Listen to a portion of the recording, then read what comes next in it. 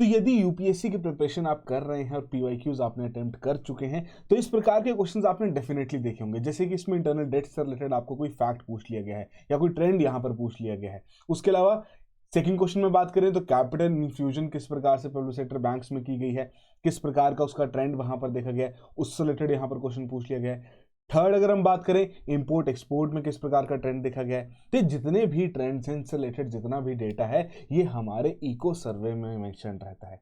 तो आज का जो हमारा फ्यू मिनट्स का सेशन है वो इन्हीं इंपॉर्टेंट ट्रेंड्स से रिलेटेड है। 5 इंपॉर्टेंट ट्रेंड्स आज हम यहाँ पर देखेंगे जिसके आधार पर आपको थोड़ा आइडिया लग पाएगा कि किस प्रकार से इको सर्वे में इनके बारे में जिक्र किया गया है। सभी का स्वागत है आज के फ्यू मिनट सीरीज में। मेरा नाम अरविंद गुलेरिया है और मैं स्लीपी क्लासेस में इकोनॉमी पढ़ाता हूँ। तो शुरुआत करते हैं आज की इस सेशन की, बट उससे पहले एक छोटी सी पीस ऑफ इन्फॉर्मेशन आप सभी के लिए जो कि 2023 के लिए यहाँ पर प्रिपेयर कर रहे हैं कि स्लीपी क्लासेस द्वारा संभव प्लम्स क्रैश कोर्स 2023 लॉन्च किया जा चुका है। डेली क्लासेस यहाँ पर कंडक्ट की जाती हैं, लाइव क्लासेस कंडक्ट की जाती हैं एंड थर्सडे ऑनवर्ड्स आपका इकोनॉमी का सेकंड मॉड्यूल भी यहाँ पर शुरू हो जाएगा।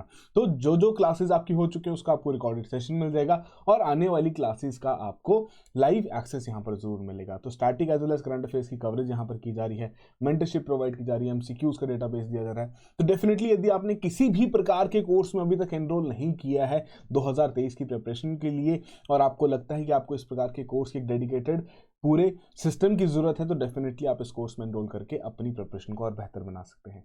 तो शुरुआत करते हैं आज के सेशन की।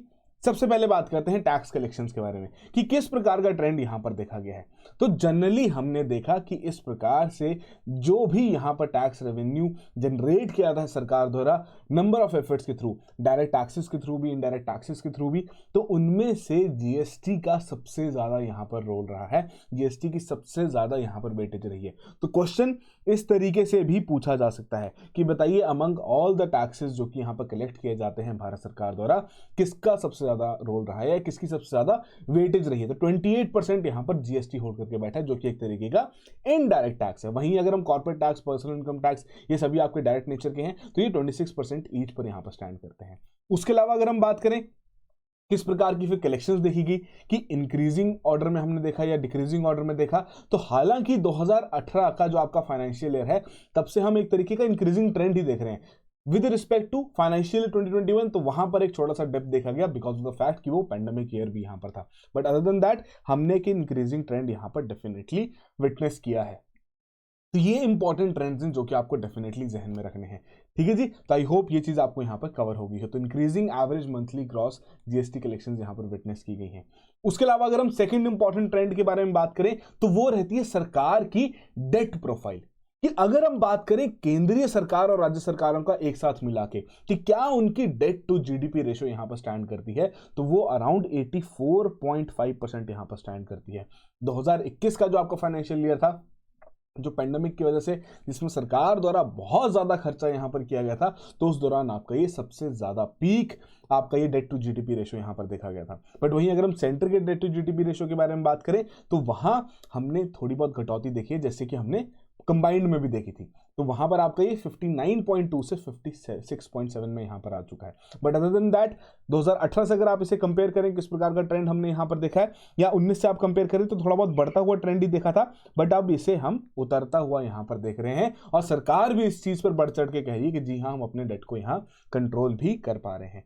उसके अलावा अगर हम देखें कि किस प्रकार से यहां पर ग्रोथ इंटरेस्ट रेट डिफरेंशियल देखा गया तो ये पॉजिटिव में यहां पर स्टैंड कर रहा है। सो बेसिकली ये किस प्रकार का आपका ग्रोथ इंटरेस्ट रेट डिफरेंशियल है, क्या इसका यहां पर मतलब रहता है, basically it is the difference between the interest rate and the growth rate in an economy कि सरकार यहां पर उधार ले रही है। जैसे कि हमने देखा कि केंद्रीय सरकार और राज्य सरकारों का मिला के 84.85% डेट टू जीडीपी रेशियो यहां पर स्टैंड करती है। तो वो उन्होंने उधार लिया है तो उस उधार की भरपाई भी करेंगे। उधार क्यों लिया है, ताकि इकोनॉमी को हम ग्रो कर सके। तो इकोनॉमी किस तरीके से ग्रो कर रही है और कितने उधार की भरपाई यहां पर हो रही है उसका डिफरेंस जब हम यहां पर निकालेंगे तो वो हमारा interest rate growth rate differential आएगा। तो जब आपका ग्रोथ रेट इंटरेस्ट रेट से ज्यादा रहेगा तो मतलब आपके लिए वो डेट सस्टेनेबल है, आप उसकी भरपाई कर सकते हैं। बट अगर इंटरेस्ट रेट ज्यादा है, ग्रोथ रेट यहां पर कम हो चुकी है, तो डेफिनेटली अब आपके लिए वो डेट सस्टेनेबल नहीं रहा है। सो अगेन फाइनेंशियल ईयर 2020-21 से 21-22 के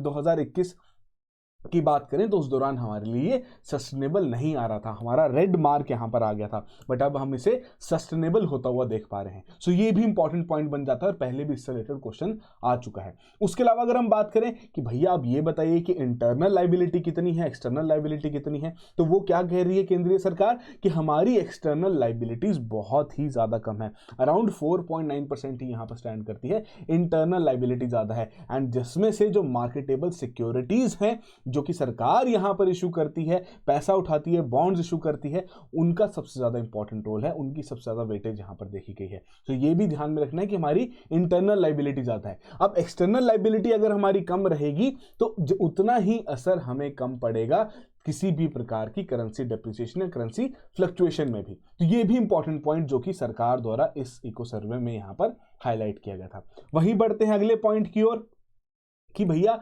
अब हम देखें कि किस प्रकार से भरपाई होनी है डेट की। तो अभी हम देखें कि जिनकी भरपाई 10 साल से कम होनी है उसका फिगर हमारा कम हो चुका है। 10 से 20 साल में जिनकी भरपाई होनी है उसका फिगर ऑलमोस्ट सेम है 2012-13 के साथ अगर हम उससे कंपेयर करें। बट जिनकी भरपाई 20 साल से ज्यादा के टाइम पीरियड के बाद होनी है तो वो हमारे यहां पर अब बढ़ते हुए देख रहे हैं कि उस प्रकार के उधार ज्यादा हैं इस टाइम सरकार के, तो मतलब इजीली उनकी भरपाई भी की जा सकती है। 10 साल से कम है कि मतलब अभी जल्दी जल्दी उनकी भरपाई होनी है, तो वैसे वाले उधार अभी हमारे कम होते हुए दिख रहे हैं। सो ये भी एक इंपॉर्टेंट चीज थी जो कि यहां पर हाईलाइट की गई थी और ये भी आपको पता होना जरूरी है। उसके अलावा अगर हम बात करें, और इस चीज को हम कहते हैं कि इलोंगेशन हुई है, सरकार का जो डेट है उसका जो मैच्योरिटी प्रोफाइल है उसमें इलोंगेशन हुई है कि हमारे जो उधार की भरपाई होनी है जिनका टाइम पीरियड हमारे पास 20 साल से ज्यादा का समय है, उन वैसे उधार हमारे ज्यादा हैं। ठीक है जी, ये वैसे उधार हमारे ज्यादा बढ़ रहे हैं टू बी प्रिसाइज। ठीक है, तो इस चीज का भी आप यहां पर ध्यान रखें।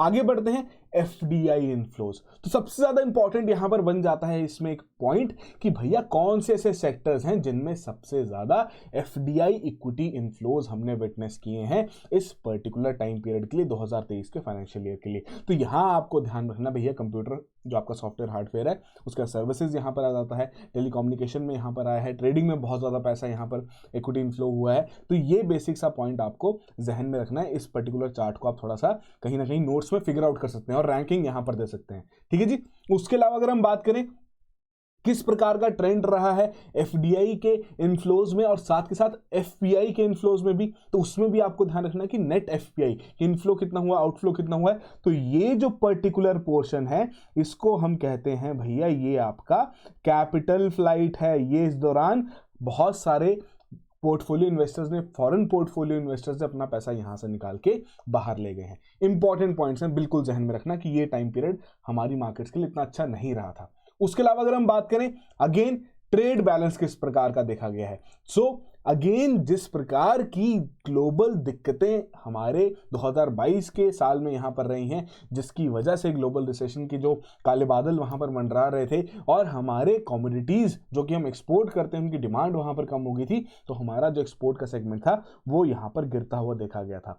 और वहीं हम बात करें जो हमारा इंपोर्ट था वो हम बढ़ता हुआ यहां पर देख रहे थे कि हमारी इंपोर्ट की जो डिमांड है वो काफी ज्यादा यहां पर बढ़ रही थी, जिसकी वजह से जो हमारा इन दी एंड मर्चेंडाइज ट्रेड बैलेंस था कि कितना हम इंपोर्ट करते हैं, कितना हम एक्सपोर्ट करते हैं, कितनी हमें भरपाई अभी और करनी है, तो वो हमारा यहां पर ग्राफ नीचे गिरता हुआ देखा गया था। ठीक है जी, तो ये बेसिक सी चीजें जो कि आपको डेफिनेटली ध्यान में रखनी है कि मर्चेंडाइज ट्रेड बैलेंस हमारा नेगेटिव में ही है, अर्थात हमें अभी भी बहुत ज्यादा पेमेंट यहां पर करनी बाकी है अपने इंपोर्ट्स की। एक्सपोर्ट्स में तो हम पैसा कमा ही चुके हैं, उसको तुम सब स्टार्ट कर ही चुके हैं, बट अभी भी इतना पैसा हमें देना बाकी है। तो अभी करंटली अगर हम बात करें Q3 ऑफ द पर्टिकुलर 2022-23 के टाइम पीरियड में, तो हमें 74 बिलियन यूएस डॉलर्स की भरपाई यहां पर करनी है। सो ये भी एक इंपॉर्टेंट ट्रेंड था जो कि यहां पर दर्शाया गया था। उसके अलावा लास्ट पॉइंट आज का कि एनपीएस किस तरीके से यहां पर स्टैंड कर रहे हैं। तो देखिए यहां पर जो हमारा ग्रॉस एनपीए रेशियो है, ठीक है, कि बेसिकली एनपीएस क्या रहते हैं कि नॉन परफॉर्मिंग एसेट, जो कि यहां पर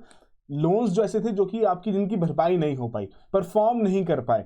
ठीक है जी, तो पहली बात तो आपके लिए होमवर्क क्या है, बता दीजिए क्विकली कि एनपीए कैसे डिसाइड किया जाता है, कितना टाइम पीरियड रहता है उसमें, उसके बारे में बता दीजिए। अच्छा भी ये ग्रॉस एनपीए रेशियो क्या है, तो जितने भी नंबर ऑफ एनपीए किसी भी बैंक के वहां पर रहेंगे उनको एक साथ ले आइए, आपका ग्रॉस एनपीए बन जाएगा। फिर वही बात आती है कि प्रोविजनिंग क्या चीज है। तो बैंक्स ने क्या देखा कि भैया इस प्रकार के एनपीएस हर साल आते हैं, तो हम कुछ कुछ पैसा अलग से रखना शुरू कर देते हैं ताकि इनकी भरपाई हम कर सकें, इन लॉसेस को हम बियर कर सकें, जिन्हें हम प्रोविजंस कहते हैं। सो वो जो प्रोविजंस हैं जब हम उसे यूटिलाइज कर लेते हैं उन जीएनपीएस की भरपाई करने के लिए, अर्थात कि जीएनपीए की भरपाई करते हुए जो भी आपने प्रोविजंस यहां पे यूटिलाइज किए हैं, उसके बाद हम डायरेक्टली कहां पहुंच जाते हैं कि अब ये हमारा नेट एनपीए है कि हम प्रोविजंस भी यूटिलाइज कर चुके हैं बट अभी भी कुछ ना कुछ हमारे एनपीएस यहां पर स्टैंड करते हैं। तो जीएनपीएस के बारे में अगर हम बात करें तो डिक्रीजिंग ट्रेंड यहां पर देखा गया है। अब इसमें दो चीजें हो सकती है कि चलो अच्छी बात है हमारे बैंक्स बहुत से तरीके से काम कर रहे हैं, एनपीएस को रिजॉल्व कर रहे हैं, बट वहीं 2022 के टाइम पीरियड में बहुत सारे लोन्स यहां पर राइट ऑफ भी किए गए थे और वेव ऑफ भी किए गए थे, जिसकी वजह से जीएनपीए का नंबर हमारा कम होता हुआ देखा गया है। वहीं अगर हम बात करें प्रोविजनिंग कवरेज रेशो कि कितने प्रोविजंस बैंक अपने पास अवेलेबल करवा पा रहा है विद रिस्पेक्ट टू कितने उनके एनपीएस हैं, उसके हिसाब से जो रेशो यहां पर डिसाइड की गई है, तो वो यहां पर धीरे धीरे बढ़ती हुई देखी गई कि हमारे प्रोविजंस भी हम ज्यादा से ज्यादा एनहांस कर रहे हैं, कि बैंक्स यहां पर ज्यादा से ज्यादा रखने की कोशिश कर रहे हैं। ठीक है जी, तो ये बेसिक से पॉइंट्स। साथ के साथ अलग अलग सेक्टर्स में किस प्रकार से एनपीएस यहां पर स्टैंड करते हैं, तो ये भी जो परसेंटेज है ये आपके लिए थोड़ी इंपॉर्टेंट बन जाती है कि भैया इंडस्ट्री में सबसे ज़्यादा हमारे एनपीएस हैं, फिर एग्रीकल्चर या फिर हमारे सर्विसेज में आते हैं, फिर एग्रीकल्चर में, फिर हमारे पर्सनल लोन्स वहाँ पर आते हैं। तो इसमें भी हम घटौती होती हुई यहाँ पर विटनेस कर रहे हैं। सो ये जितने भी इंपॉर्टेंट फैक्ट्स हैं प्लीज़ अपने नोट्स में यहाँ पर कंपाइल कर लीजिएगा, आपसे क्वेश्चन पूछे जा सकते हैं और इसी तरीके से रेगुलरली इस इनिशिएटिव को फॉलो करते रहिए। और जो स्टार्टिंग के 3 क्वेश्चन थे, बहुत अच्छा लगेगा मुझे अगर आप उन 3 क्वेश्चन का भी कमेंट बॉक्स में आंसर कर देंगे। सो जाते जाते एक छोटी सी पीस इन्फॉर्मेशन और कि जैसे मैंने आपको बताया था संभव प्रीलिम्स क्रैश कोर्स के बारे में, यदि आपको लगता है कि आपके कुछ ऐसे सब्जेक्ट्स हैं जो कि ढंग से प्रिपेयर नहीं हुए हैं, किसी सब्जेक्ट्स में ही आपको इनपुट की आवश्यकता है, तो वैसे भी आप इंडिविजुअली क्रैश कोर्स यहां पर अवेल कर सकते हैं मात्र 2000 की कीमत में, जिसमें अराउंड 40 घंटे में आपका पूरा सिलेबस यहां पर कवर करवा दिया जाएगा, बट बहुत ही रैपिड तरीके से यहां पर कवरेज रहेगी। ठीक है जी, so that will be all the very best, have a good preparation.